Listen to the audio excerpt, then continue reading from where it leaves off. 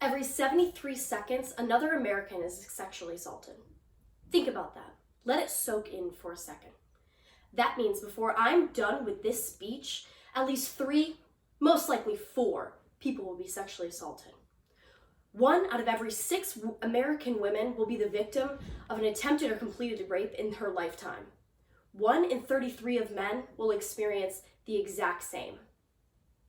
As of 2019, the general public, 433,000 human beings, just like you and I, 12 years old and older, were sexually assaulted or raped.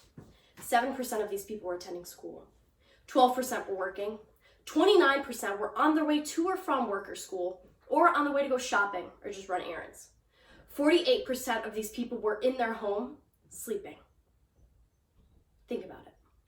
From 2009 to 2013, Child Protective Services agencies found strong evidence to prove or indicate that 63,000 children a year were victims of sexual abuse.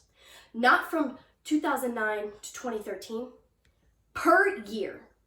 The majority of child victims are ages 12 to 17. Of the victims under the age of 18, 34% are under the age of 12. Let me remind you, this is America alone we're talking about. Before these children are teenagers, ever get the chance to drive a car, even have their first jobs, they will be sexually assaulted. But you say in the past 30 years, we've done well. Sexual violence has fallen by more than half since 1993. In 2013, there are 161,000 state inmates that have been incarcerated as punishment for sexually violent crimes. And to show just a tad more progress, these inmates are staying in prison longer.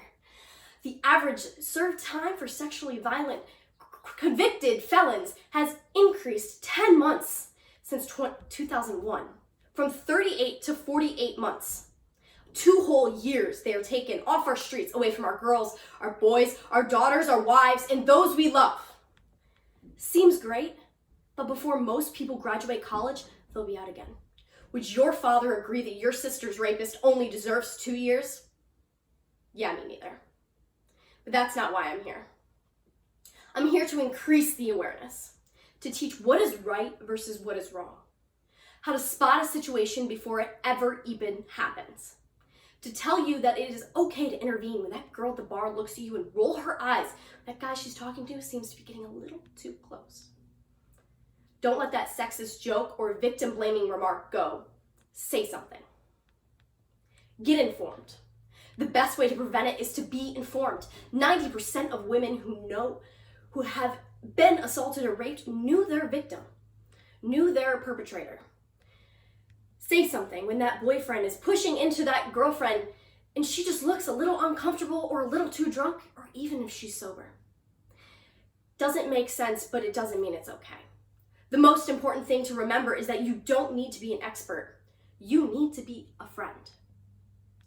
The definition, according to Webster and Google, of the word rape is an unlawful sexual activity and usually sexual intercourse carried out forcibly or under threat of injury against a person's will or with a person who is beneath a certain age or incapable of valid consent because of mental illness, mental deficiency, intoxication, unconsciousness, or deception. It is so much more than just say no. Listen to your gut and always lock your dorm room door. Never set down your drink and know how much alcohol your body can handle. Plan out your rides home. Have a designated driver. Have Uber or Lyft already downloaded on your phone. Listen to your gut. If a friend reaches out to you, be there. Listen. Encourage them. Get professional help, but know it might take them a long time to go that extra mile. Remind them that it is not their fault. Ask how you can help them and let them know that you believe them.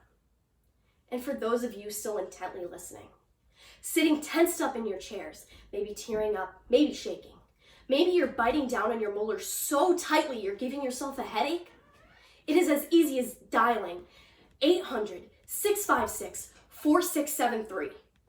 Connect with someone who is professionally trained to help you talk through what has happened.